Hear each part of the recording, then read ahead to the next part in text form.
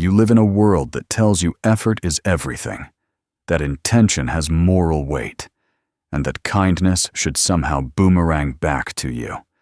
But the older you get, the more you realize life behaves less like a story and more like a marketplace.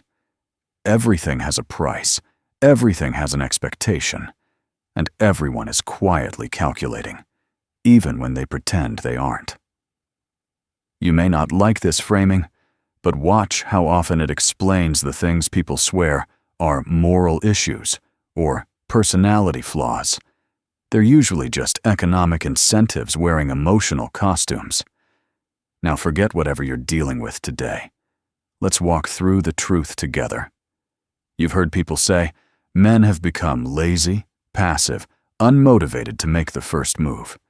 As if half the population suddenly lost interest in romance at the exact same historical moment. But laziness isn't the cause. It's the label society gives when effort stops benefiting someone else.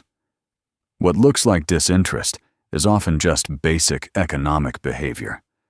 When the cost of entry rises too high and the reward collapses, any rational participant withdraws.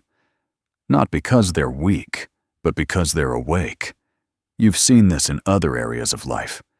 You wouldn't keep renewing a gym membership if the showers were broken, the treadmill squeaked, and the receptionist rolled her eyes every time you walked in. But when men quietly stop approaching women, people call it entitlement or fragility. They rarely ask the deeper question.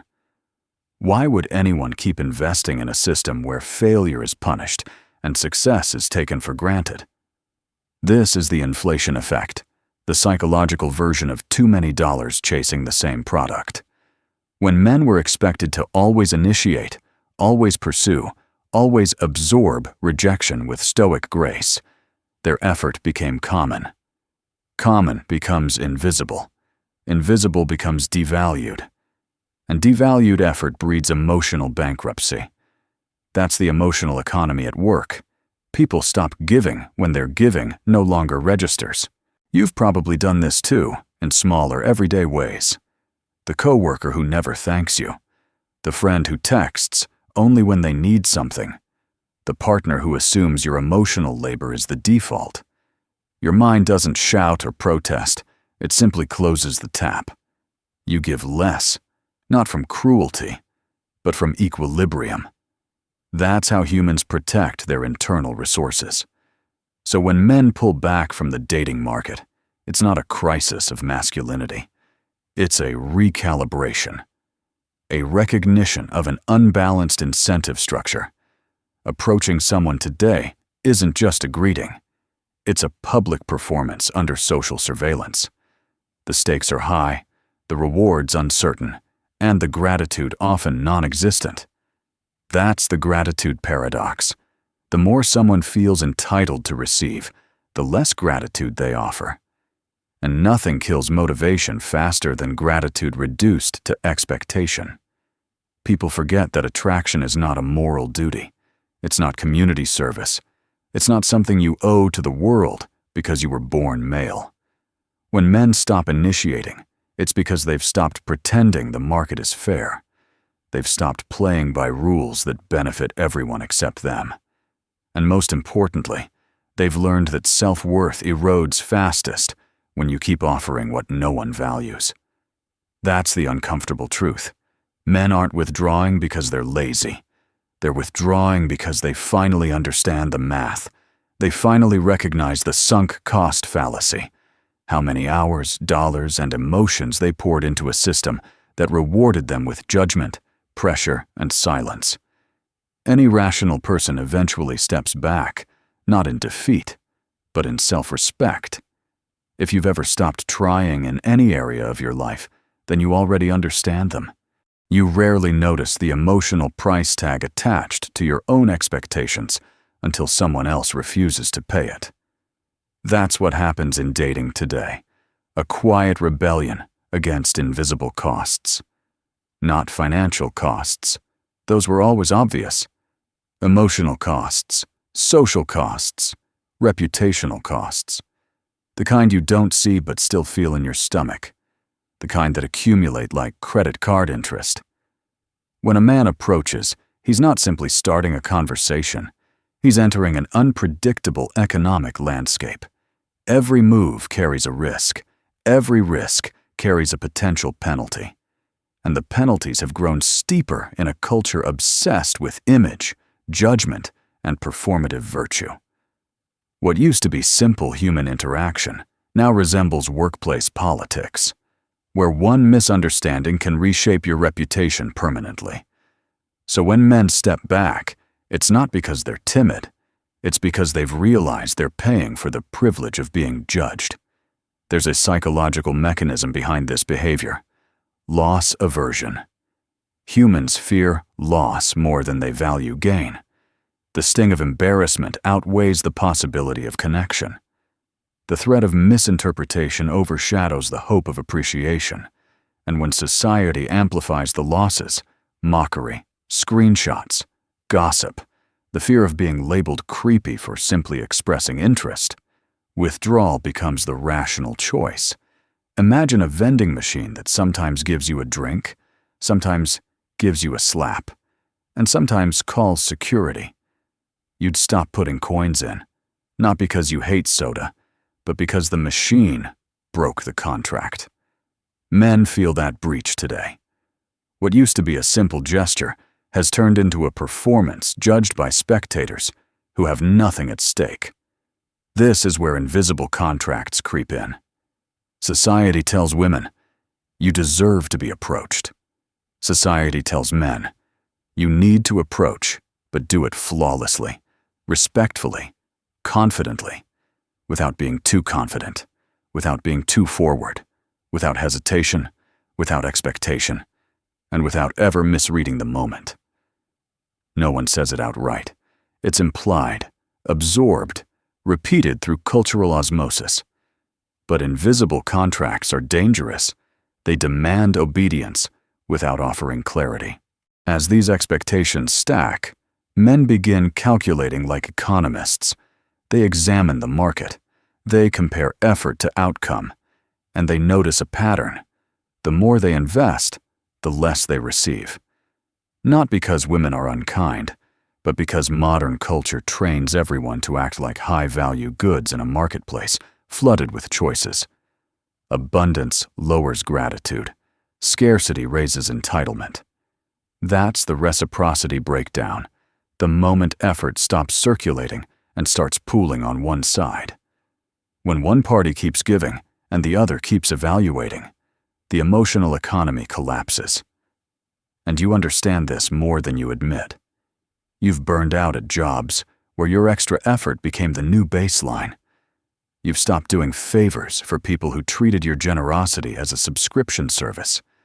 You've withdrawn from conversations where you were the only one asking questions. You've left relationships where your emotional labor was consumed but never replenished. So when men stop approaching, it's not a mystery. It's the same psychological self-defense you've used 1,000 times. The problem is simply that people dislike seeing a group they take for granted suddenly enforce boundaries. Think about boundary collapse. When expectations exceed capacity, motivation dies. Men were expected to absorb rejection endlessly, perform confidence on demand, pay the social cost of initiative, and remain unscarred by judgment. Eventually, boundaries snap, not outward, but inward. They retract, they tighten, they protect. And once a boundary forms, it rarely dissolves. It evolves. That's why withdrawal feels so permanent. Once you realize you're participating in an economy where your effort has no value, you don't negotiate. You exit. Not loudly, not resentfully, just quietly. Like canceling a subscription you no longer use. Like setting down a weight no one appreciates you carrying. The truth is simple. People withdraw when the cost of showing up exceeds the reward of being seen. Men didn't stop trying. They stopped paying. You can only give freely when the world feels balanced.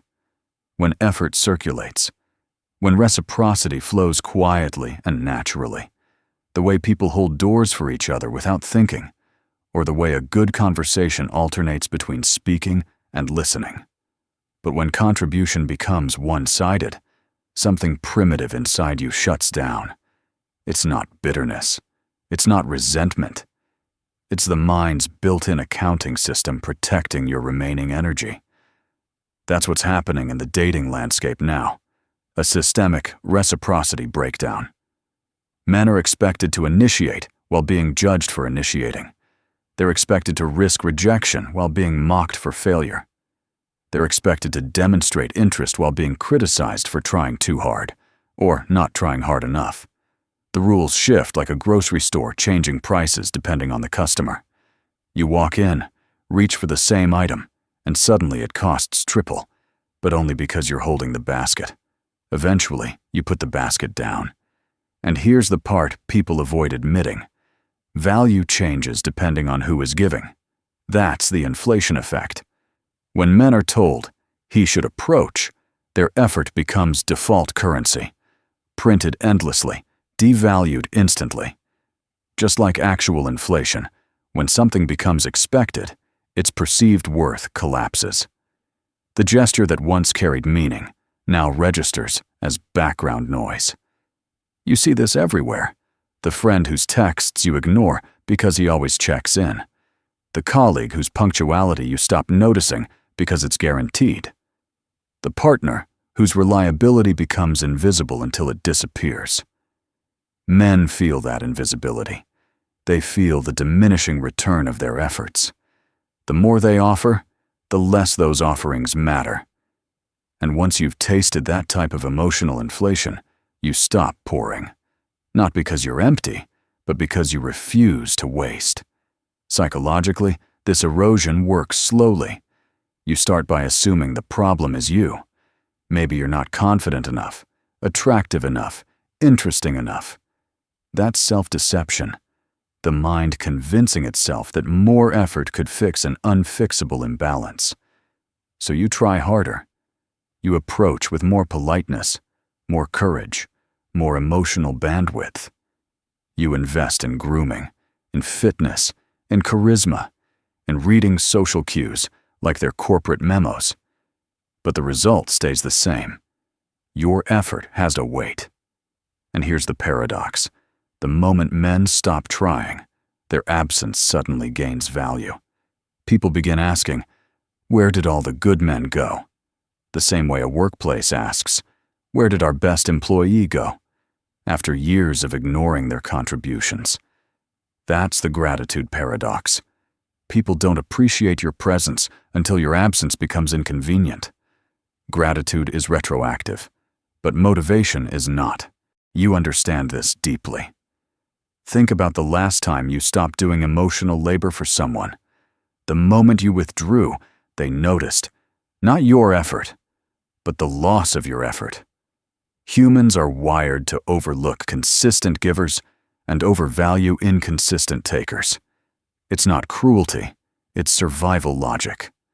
We track scarcity more than abundance because scarcity threatens us. In dating culture today, male initiative has become abundant, therefore cheap. Female attention has become scarce, therefore valuable.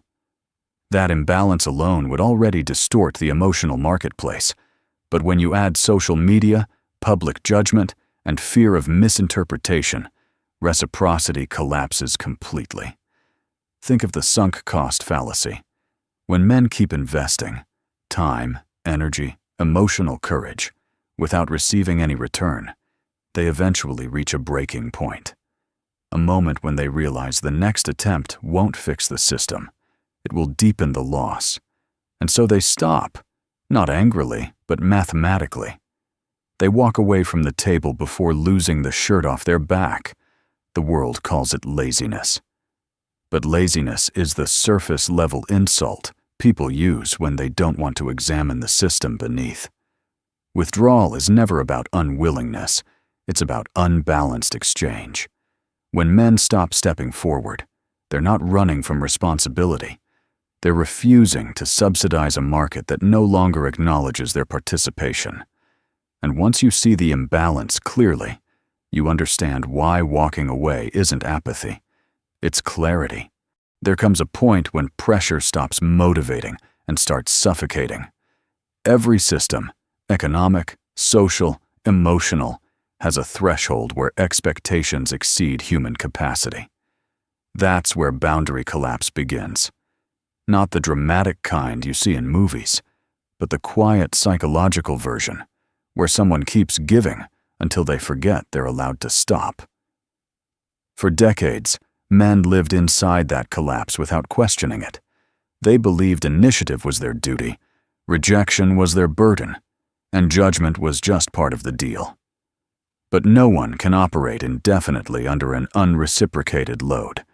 Eventually, the mind recalibrates to protect itself. Picture a workplace where you're told to take risks, but punished for mistakes.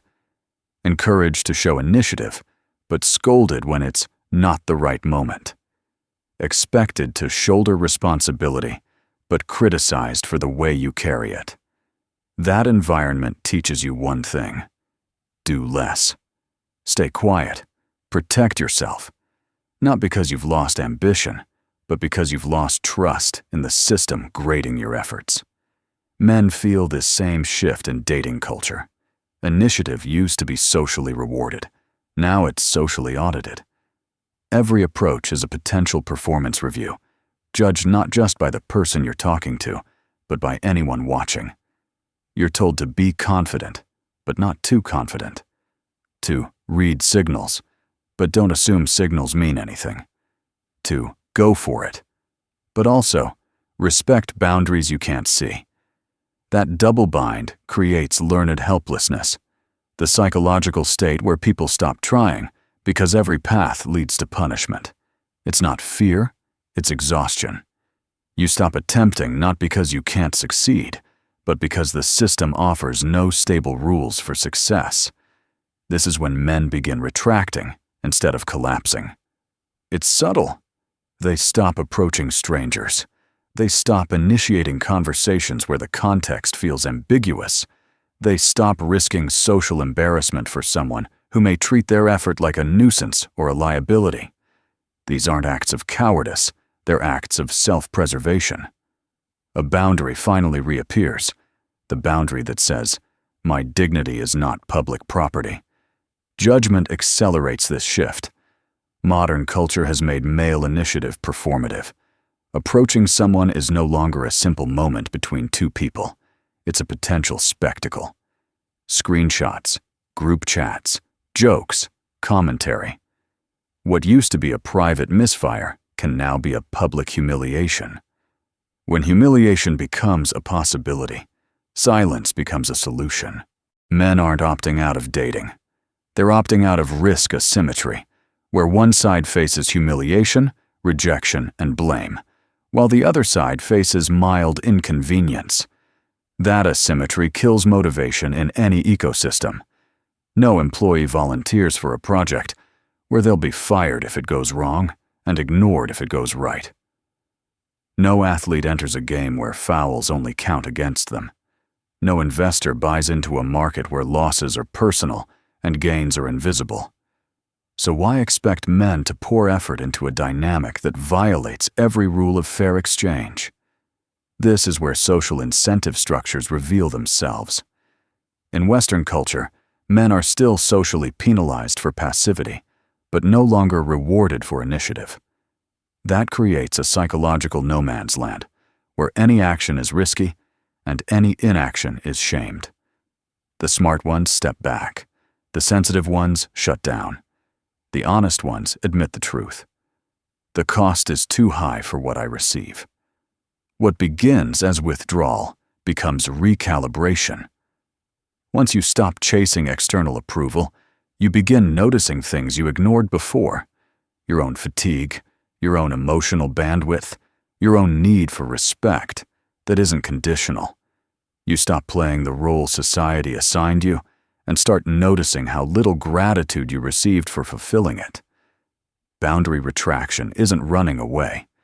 It's returning to yourself. It's the moment you stop letting external expectations override internal reality. And once you reclaim that boundary, You stop asking why you're not trying harder. You start asking why you were trying so hard for so long. At some point, every person, man or woman, hits a moment when self-preservation overrides social obligation. It's not rebellion. It's not bitterness. It's the psychological instinct that stops you from pouring water into a cracked cup. Men reaching this point in the dating landscape aren't malfunctioning. They're finally functioning correctly. They're treating their emotional energy like a finite resource, not a public utility. And once you begin thinking this way, the entire system looks different. You start noticing the imbalance in incentives. You start realizing that men were taught to keep investing even as the market shifted around them. What used to be a simple human ritual now resembles a high-risk investment environment with no guaranteed returns. The dating pool feels like a startup bubble. High valuation, low accountability, everyone performing confidence while quietly terrified of losing face. In that environment, withdrawing isn't cowardice. It's financial wisdom applied to emotional reality. Men aren't opting out of connection. They're opting out of unconditional contribution in a market that no longer rewards it. Self-preservation isn't the enemy of romance. It's the foundation. Because when your energy is constantly drained by one-sided expectations, you lose the ability to show up authentically. You become a salesman pitching value instead of a human being offering presence. You become someone auditioning for approval rather than seeking mutual interest. This is where the emotional economy hits its breaking point. When everything becomes transactional, but nothing is acknowledged as a transaction, resentment grows on both sides. Men feel exploited. Women feel pursued by people who seem exhausted or insincere. The entire dance becomes hollow. The invisible contract, men approach, women choose, no longer reflects the cost structures of modern life. Men are simply the first to walk away from the old script. Self-worth erosion plays a massive role here. Every failed attempt chips at the psyche. Not the rejection itself. Humans can handle rejection. What corrodes self-worth is the perception that the system expects you to absorb unlimited rejection while offering zero emotional cushioning in return. It's like being the only employee expected to work overtime without pay. Eventually, you stop volunteering, not because you're incompetent, but because you've learned the value of your time. When men withdraw, they are reclaiming that value. They're stepping out of a sunk cost loop, finally recognizing that no amount of trying harder can rebalance a system built on silent asymmetry. Withdrawal is clarity disguised as apathy. It's the realization that dignity and sanity are worth more than potential validation. And here's the part most people overlook. Withdrawal often leads to healthier engagement later. When you step back, you stop performing. You stop chasing. You stop negotiating with your self-worth. You begin interacting only in environments where the exchange feels natural, mutual, and human.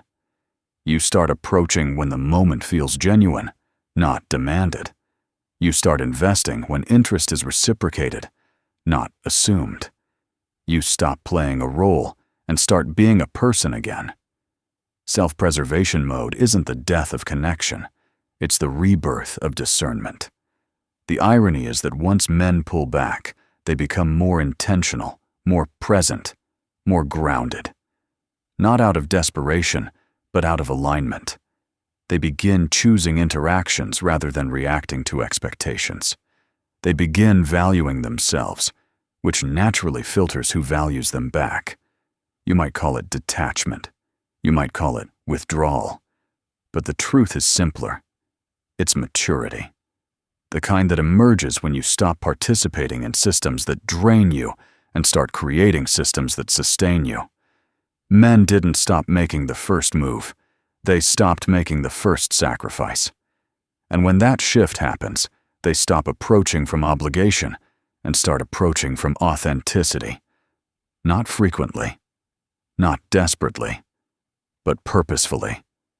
They didn't become less interested in connection. They became more interested in fairness.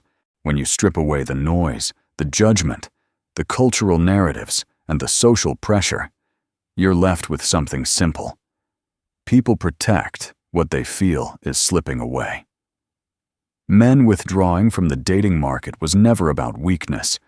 It was about finally noticing the quiet erosion inside themselves, the depletion of dignity, reciprocity, and meaning. And once you see the emotional economy clearly, you stop trading your energy at a loss. This isn't a call to become colder. It's not an invitation to resentment. It's a reminder that connection can only grow in places where your effort is seen, not consumed. Where initiative is appreciated, not expected. Where boundaries aren't punishments, but expressions of self-respect. You don't need to chase what doesn't value you. You don't need to negotiate for what should flow naturally. And you don't need to apologize for stepping away from any system, romantic or otherwise, that drains more than it gives. Tonight, let this settle quietly. You don't owe the world your exhaustion. You owe yourself your awareness. And the moment you honor that truth, the dynamics around you begin to shift. Not dramatically, but steadily, like a tide changing direction.